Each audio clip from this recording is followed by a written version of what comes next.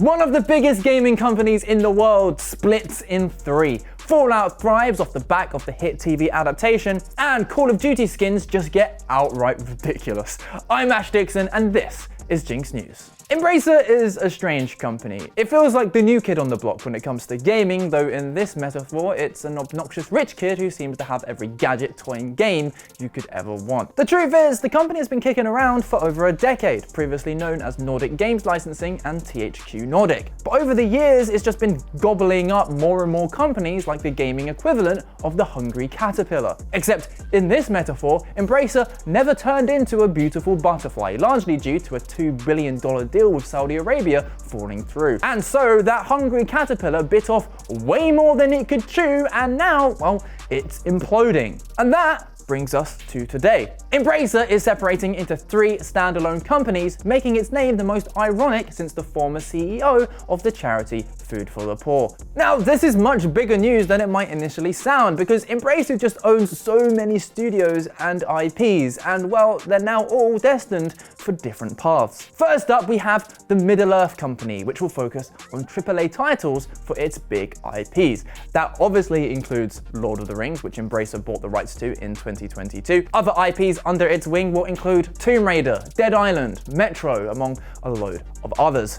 Now, the Tolkien fan in me dies a little bit inside seeing his work tainted like this. Going forward, a lot of people will just assume this is some historic company tied to his original works. Instead, it's a rebrand for an incredibly irresponsible company that's caused over 1,000 people to lose their livelihoods. However, we can all hope that this fragmentation marks the end of that era. Coffee Stain and Friends will be the second company with a dual focus on premium A and AA games, along with free-to-play titles for PC, console, and mobile. They'll be swallowing up over 200 IPs, including popular games like Deep Rock Galactic, Goat Simulator, and Valheim. They'll also take over a couple of licensed MMOs like Star Trek Online and D&D Neverwinter. And finally, there'll be Asmodee Group, who are essentially the Embracer of the board game world, because man, they basically own all the popular tabletop games. Catan, Ticket to Ride, all the Fantasy Flight games. They have their fingers in a lot of pies.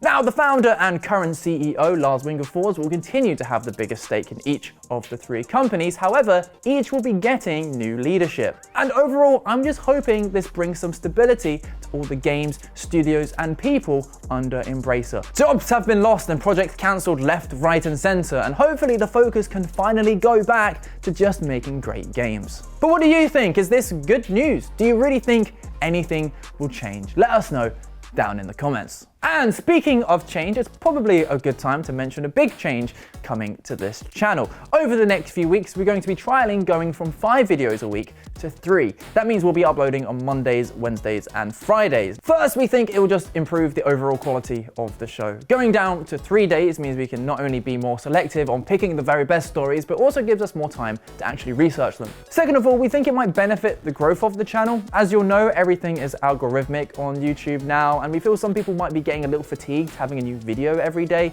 On top of that, as we'll be more selective with stories, that should increase the likelihood people will click on the videos and that they watch until the end. As I mentioned, this is a trial, so things could very much change back. We just love making this show and we want it to be the best it can be, and we want the channel to grow so we can keep doing this long into the future. I hope those reasons all make sense, and as always, we're very much open to your input on this, so do hit us up in the comments. On to some Fallout news now, and last week we told you how every single game in the franchise saw a surge in physical copy sales thanks to Amazon's AAA TV show. And now even Nexus Mods, a mod hosting site, is struggling to keep up with demand, causing outages and performance issues specifically for Fallout 4. But it's better news for the nadir of the franchise, Fallout 76, which was the 8th top physical selling game in Europe last week. Well, it shows no signs of slowing down as it's beaten its all-time concurrent player count on Steam that is set last week. At the time of recording, the game had peaked at over 73,000 players, which is almost double last week's tally. Pretty impressive for a game that's 5.5 years old. And it does raise a pretty important question. Is it worth playing now? Obviously, the success of the TV series has played a large part, but Fallout 76 has received pretty consistent updates since its mediocre launch, including adding NPCs again and introducing one of the franchise's best locations, the Pit. So now might be the time for it to be reappraised. Cyberpunk 2077 and No Man's Sky has shown us that a game can recover from their rocky beginnings if the devs give it some post-launch love. So let us know in the comments if you've given it another go and what you now think of it. And speaking of devs, character artist Jonah Loeb has released a YouTube retrospective about how he and his team designed the creatures for Fallout 3 and 4, and in it he explained how fans weren't too happy with Bethesda acquiring the IP back in 2008. He said, when it was announced that Bethesda was going to take on the Fallout franchise, there was a lot of excitement, a lot of enthusiasm, and a lot of death threats. Our attempt to resurrect the franchise was nothing less than a sacrilege. For the first time ever, Bethesda had to hire a security guard.